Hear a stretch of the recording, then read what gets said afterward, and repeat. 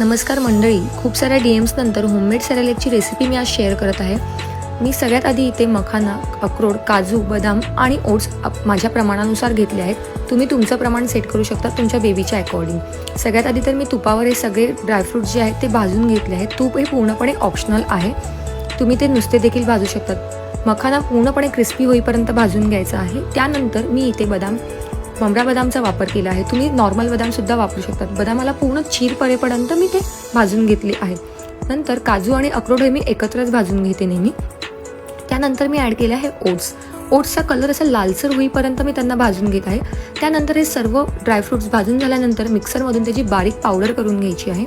बारीक पावडर करून झाल्यानंतर ते छान प्रकारे मी चाळणीतून चाळून घेतले आहे. चाळणीतून चाळून झाल्यानंतर एका कंटेनरमध्ये त्यांना स्टोअर करून ठेवू शकतो. आणि हे शिजवण्यासाठी सगळ्यात आधी तूप घ्यायचं. त्यानंतर आपल्या बेबीच्या भुकेच्या अकॉर्डिंग तुम्ही हवी तितकी पावडर त्यात ॲड करू शकता. मी इथे 4 चमचे पावडर घेतली आहे. ती छानपैकी तुपावर भाजून झाल्यानंतर त्यात थोडंसं पाणी ॲड करायचं. थोडंसं शिजल्यानंतर त्यात मी एक बनाना स्मॅश करून टाकते.